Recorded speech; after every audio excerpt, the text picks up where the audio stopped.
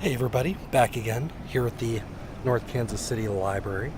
We're doing day 5 in the book, or day 6, I should say, day 6, which is to write the opening sentence of your debut novel. So we're going to go and research what the opening sentence is of a whole bunch of classic pieces of literature, and a whole bunch of non-classic pieces of literature. So we just did our research on the first sentences of many a famous book, leaving the library in my automobile now. I'm going to take you home, and then we'll decide what kind of book we want to write, and then what exactly we're going to write about, and how we can psych someone in with like the first book or the first sentence. So there's going to be some serious brainstorming going on. So we'll catch you in a second. Okay, so now we're back in my place, and we're going to take a quick look at my own books. Here you can see I have quite the bookshelf full of books and Nintendo games, but that's neither here nor there. Those are regular Nintendo games, the original NES. So we have classic works of literature, good pieces of literature, a couple regular books. Then we have some nonfiction as well. I also have a couple writing books because I've always wanted to be a writer. One is How to Write What You Want and Sell What You Write, and a book about how important the first 5 pages are, called The First 5 Pages.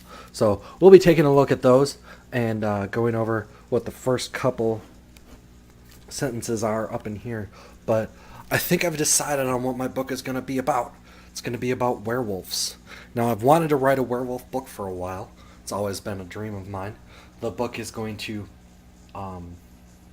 essentially follow the life of someone who was turned into a werewolf who doesn't want to be a werewolf, and it is about the loss of human spirit, the finding of that human spirit, and the faith in becoming what is human. That being said, we're gonna take some we're gonna do some more research on werewolves. We're gonna because I do have some pretty hardy volumes of werewolves. The complete book of werewolves and the werewolf book. Now these go on legendary tales and things of that nature. But yeah, we're gonna take some more time to research what's going on in these books. Most of them are. So you can see I have some classic pieces of literature. They look classic anyway. Okay, so I think I have it. After perusing my werewolf books and finding out how I wanted to do it, because I had to figure out if I wanted to do first person, third person. Kind of wanted to do it in a journalist or a journal style with someone who's recounting their story and then finishing the story. But since it's a journal, it continues on.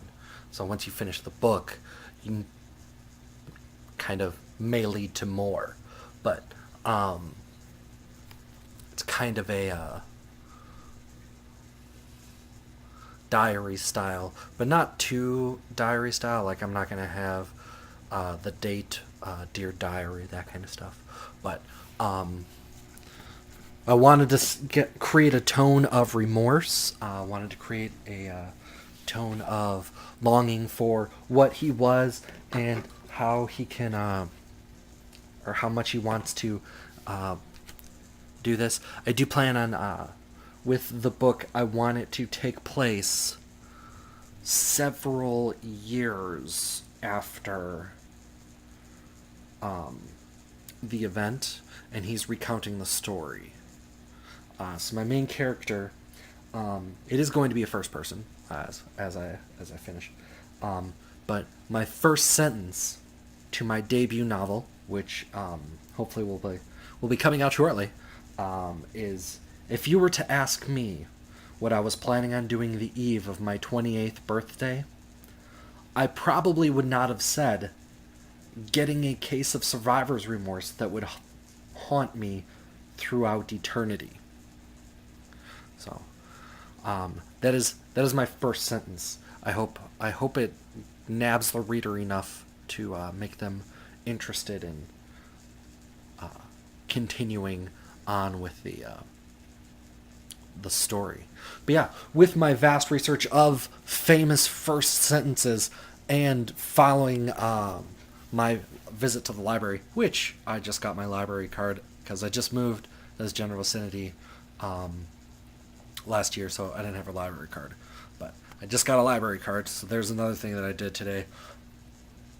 And that's about it. We'll catch you later. Have a good one, guys.